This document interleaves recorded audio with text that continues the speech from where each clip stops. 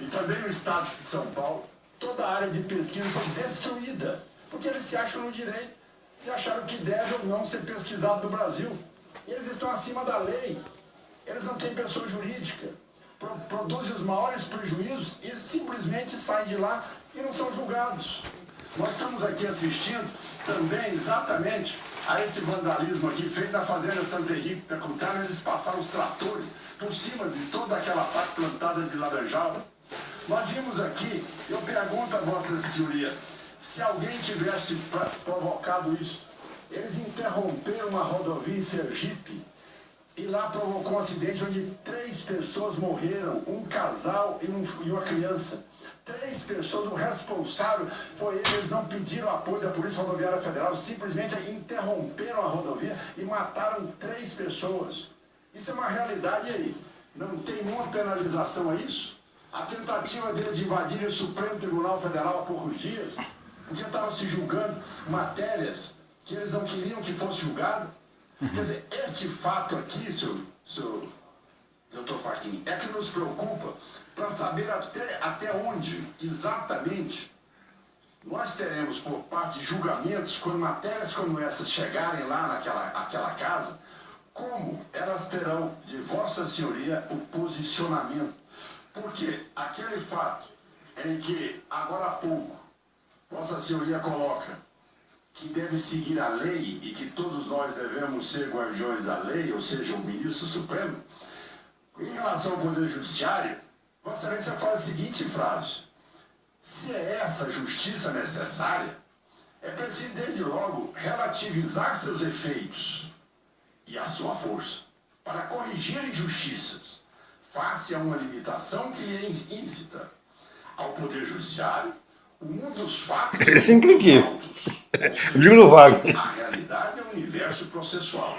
Esse fechar de olhos, entre aspas, para o mundo a que se submete, com raras exceções, o magistrado faz com que ao Poder Judiciário reste aplicar ao trabalhador a lei, via de regra, confeccionada direta ou indiretamente pelo patrão. Essas são colocações exatamente de Vossa Senhoria. E aqui continua. A Constituinte, e aí eu pergunto a Vossa Senhoria como vai se sentir para poder amanhã ser guardião de uma Constituinte aonde Vossa Excelência se refere a ela. Uma Constituinte capenga, mutilada, dificilmente responde aos anseios de cidadania do trabalhador e da mulher trabalhadora, às reivindicações das nações indígenas e ao clamor pela terra. Isto é realmente posição que foi ali expressada por Vossa Senhoria no decorrer de todos esses temas. E como me faltam exatamente alguns minutos, eu queria acrescer a essas perguntas que acabo de formular em relação ao voto impresso. Se Vossa Senhoria tem alguma posição contrária ao voto impresso. Quarto lugar, se foi o mensalão um ponto fora da curva. Gostaria de saber de Vossa Senhoria o que o tribunal condenou os envolvidos com falta de provas. Se é esse o pensamento. Em relação ao financiamento das campanhas eleitorais, já que o ministro Joaquim Barbosa já votou a matéria, essa matéria não teria nenhum conflito para Vossa Excelência se posicionar. Se acha que essa matéria é uma matéria que tem que ser decidida pelos Supremos, tem que ser decidida pelo Congresso Nacional. Se cabe ao Supremo decidir uma matéria que ela é matéria explícita do Congresso Nacional, se cabe ao Supremo decidir sobre financiamento de campanhas eleitorais, atravessando uma prerrogativa do Congresso Nacional, sobre a sardinha apresentada para a OAB. E por último, e última mesmo, é em relação a todos aqueles processos em que nós vemos aí réus que não têm prerrogativa de foro, se Vossa Excelência, Vossa Senhoria defende ali a tese, ou qual a posição em relação a esses que... 26 minutos realmente é muita rigidez. Eu não quero só colocar alguns pontos aqui que foram respondidos pelo Dr. Fachin. Doutor Fachin, esse manifesto que Vossa Senhoria assinou, esse manifesto é de junho de 2008. Nós já estamos vivenciando esse processo de invasão do MST extrapolando todas as normas legais do país desde 1988. Então, isso é algo que já vem se arrastando aí há quase 20 anos. Vossa Senhoria colocou que uma propriedade invadida, ela não poderá ser desapropriada. Isso é lei no Brasil.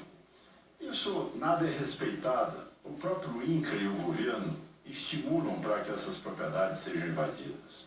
Ou seja, o que tem nos preocupado é o viés bolivarianismo, esse viés bolivariano, esse viés Hugo Chávez, Maduro, nessa criação desse processo que hoje ele é muito mais ideológico do que realmente alguém que esteja a preocupação ali de poder lutar por uma reforma agrária em que tenha resultados para as pessoas.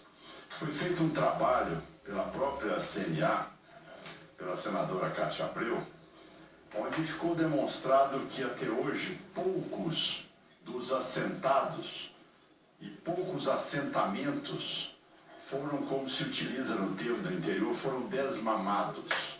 Ou seja, eles nunca atingiram o patamar para poder chegar aí à sua capacidade de se autossustentar. Por falta de orientação técnica, por falta de assessoria, por falta de capacidade de produção e com isso inviabilizando a sua sobrevivência econômica.